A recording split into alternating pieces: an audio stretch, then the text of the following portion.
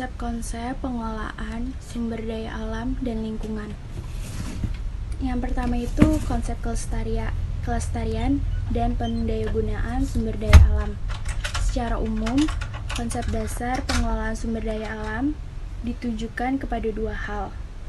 Yang pertama itu untuk menjamin kelestarian kualitas lingkungan, baik dari arti kata produktif, reaktif, maupun lingkungan, baik dari arti kata yang produktif, reaktif, maupun estetik. Nah, yang kedua itu untuk menjamin adanya kelestarian hasil pemanfaatan sumber daya alam. Artinya, dapat terus-menerus menghasilkan dalam jangka waktu yang relatif panjang. Jadi di sini maksudnya itu untuk pengelolaan sumber daya alam di sini ialah menjalin hubungan yang humoris antar kebutuhan hidup manusia dengan sumber daya alam. Nah, yang kedua itu hubungan kaitan mengait. Pendekatan yang interdisipliner dalam penelahan, pengaturan, dan pengelolaan sumber daya alam diperlakukan karena manusia tidak dapat memanfaatkan suatu bentuk sumber daya alam tanpa mempengaruhi sumber daya alam yang lain.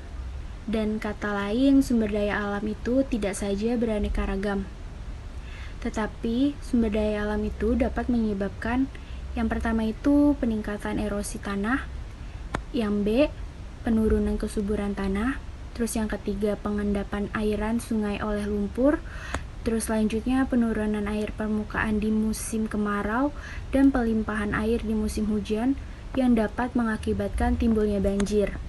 Terus penurunan kadar air tanah, terus penurunan hasil hutan lainnya. Menurut Kamus Besar Bahasa Indonesia, kata lestari artinya tetap selama-lamanya, kekal, tidak berubah, sebagai sedia kala. Nah, melestarikan itu sama dengan menjadikan atau membiarkan tetap tidak berubah dan serasi. Cocok, sesuai, berdasarkan kamus ini, melestarikan keasrian dan keseimbangan lingkungan berarti membuat tetap tidak berubah atau kelestarian dan keseimbangan lingkungan. Pelestarian lingkungan hidup adalah rangkaian upaya untuk melindungi kemampuan lingkungan hidup terhadap tekanan perubahan dan dampak negatif yang ditimbulkan oleh suatu kegiatan agar tetap mampu mendukung kehidupan manusia dan makhluk lainnya. Sumber daya alam hayati berasal dari makhluk hidup, misalnya hewan dan tumbuhan. Minyak bumi, batu bara, dan gas alam termasuk sumber daya alam hayati karena berasal dari sisa-sisa makhluk hidup. Sebaliknya, sumber daya alam non-hayati bukan berasal dari makhluk hidup, misalnya cahaya matahari, udara, air, dan tanah. Berdasarkan ketersediaannya di alam, sumber daya alam dibagi menjadi sumber daya alam yang dapat diperbarui dan tidak dapat diperbarui. Sumber daya alam yang dapat diperbarui akan ada terus-menerus seperti cahaya matahari, tanah, air, dan udara.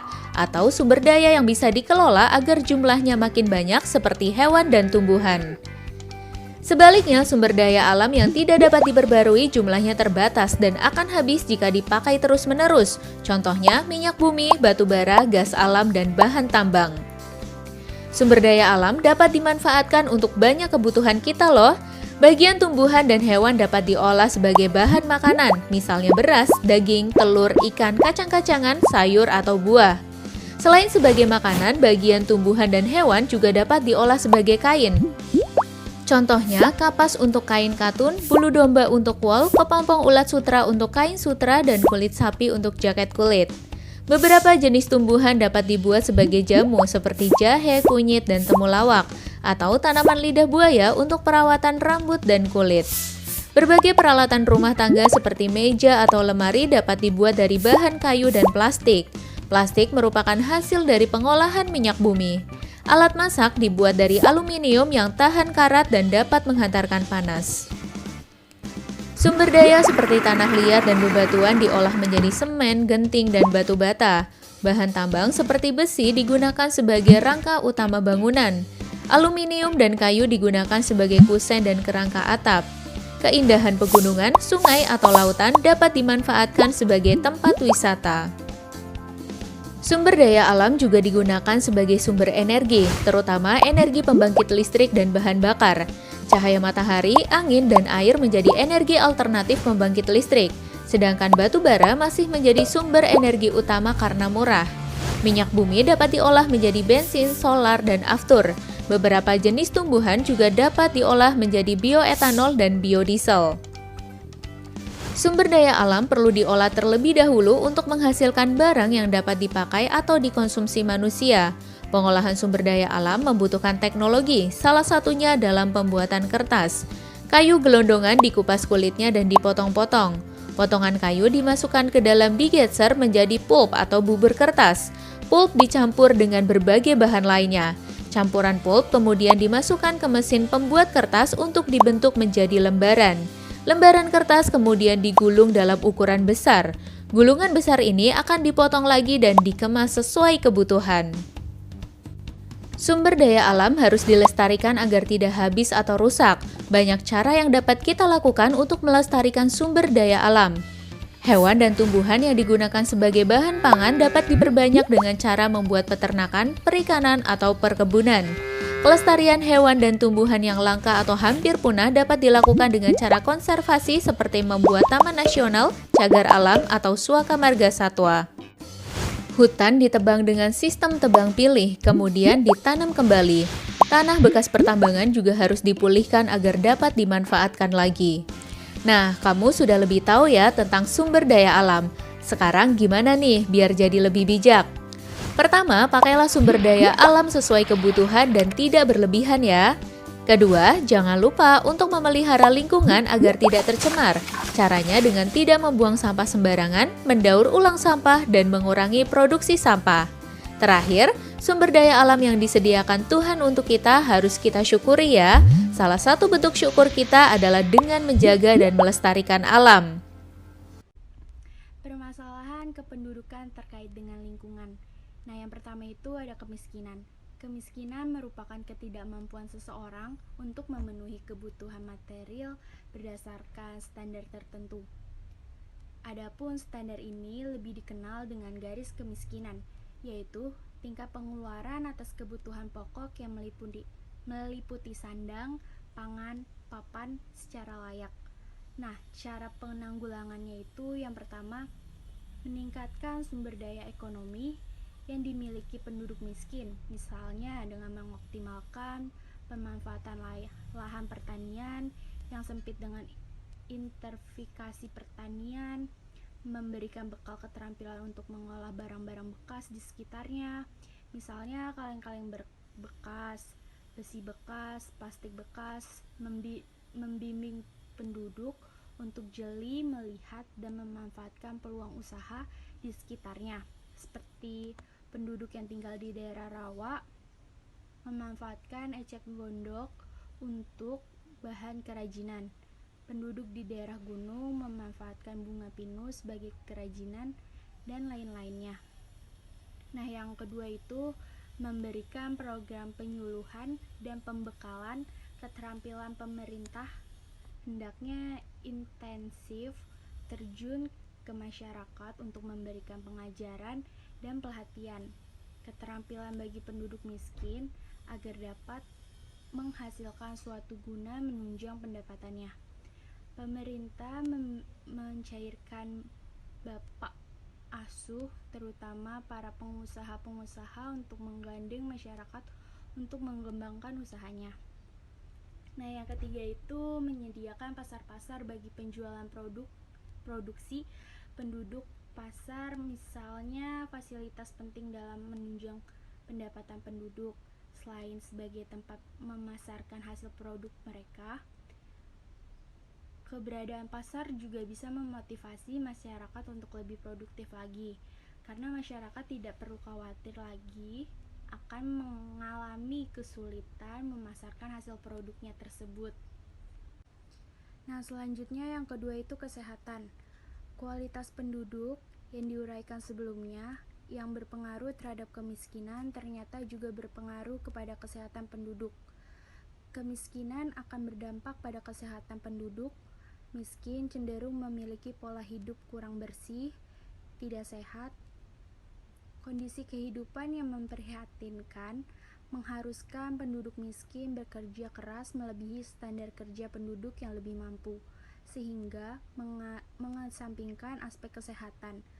Ketidakmampuan untuk memenuhi kebutuhan dasar secara layak berdampak pada kesehatan mereka.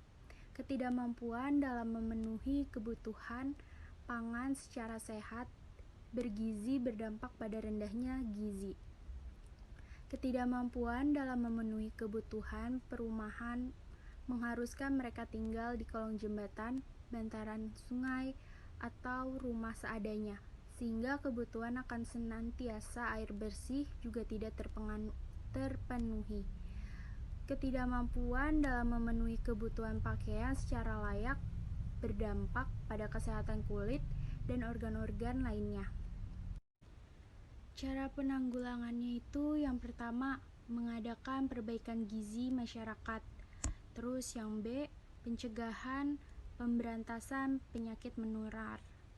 Yang C, menyediakan air bersih dan sanitasi lingkungan. Yang D, membangun sarana-sarana kesehatan seperti puskesmas, rumah sakit, dan lain-lain. Terus selanjutnya mengadakan program pengadaan dan pengawasan obat dan makanan. Terus selanjutnya mengadakan penyuluhan tentang kesehatan gizi dan kesehatan lingkungan. Nah, yang ketiga itu pengangguran. Rendahnya kesehatan penduduk dan tingginya angka kekurangan gizi masyarakat secara umum dapat berdampak pada rendahnya daya pikir dan kemampuan kerja penduduk. Oleh sebab itu, pada sebagian besar negara-negara berkembang dan negara-negara miskin, kualitas sumber daya manusianya masih rendah, baik dalam pengetahuan maupun keterampilan. Hal itulah yang menjadi salah satu penyebab tingginya angka pengangguran. Penyebab tingginya angka pengangguran adalah rendahnya kualitas pendidikan penduduk dan tingginya kualitas penduduk. Nah, cara penanggulangannya itu yang pertama, peningkatan keterampilan kerja masyarakat. Program ini dapat dilakukan melalui pendidikan keterampilan singkat maupun berjangka lama di Balai Latihan Kerja atau BLK. Nah, yang kedua itu pembentukan tenaga kerja muda mandiri profesional atau TKMMP. Program ini bertujuan mencari anak-anak muda berpotensi di masing-masing daerah untuk kemudian dibimbing, dibina, dibentuk menjadi seorang yang mandiri dan profesional. Terus yang ketiga itu adalah pelaksanaan padat karya. Padat karya adalah suatu usaha lebih mendepankan penggunaan dan penyerapan tenaga kerja dalam jumlah banyak dibandingkan dengan modalnya. Nah, terus selanjutnya adalah penciptakan iklim usaha dan investasi yang kondusif. Hal ini terkait dengan stabilitas sosial, ekonomi, dan politik. Jika stabilitas di masing-masing aspek tersebut konduktif, maka banyak orang bermotivasi untuk membuka usaha, bahkan untuk memancing investor asing untuk berinvestasi dan membuka usaha di Indonesia. Dengan demikian akan dapat menambah lapangan pekerjaan baru.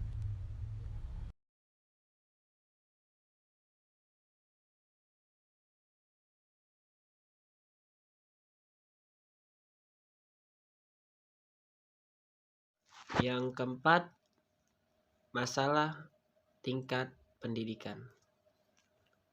Keadaan penduduk di negara-negara yang sedang berkembang, tingkat pendidikannya relatif lebih rendah dibandingkan penduduk di negara-negara yang maju.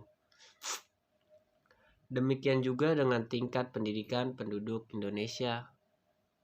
Rendahnya tingkat pendidikan penduduk Indonesia disebabkan oleh yang pertama, tingkat kesadaran masyarakat untuk bersekolah sangat rendah. Yang kedua, besarnya anak usia sekolah yang tidak seimbang dengan penyediaan sarana pendidikan.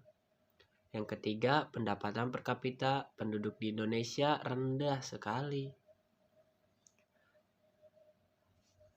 Cara penanggulangan ini seperti apa sih? Yang pertama, perencanaan dengan wajib belajar 9 tahun. Yang kedua, mengadakan proyek belajar jarak jauh, seperti SMP terbuka dan universitas terbuka. Yang ketiga, meningkatkan sarana dan prasarana pendidikan, seperti gedung sekolah, perpustakaan, laboratorium, dan lain-lain. Yang keempat, meningkatkan mutu guru melalui penataran. Yang kelima, menyempurnakan kurikulum sesuai perkembangan zaman. Yang keenam, mencanangkan gerakan orang tua asuh. Yang ketujuh, memberikan beasiswa bagi siswa yang berprestasi.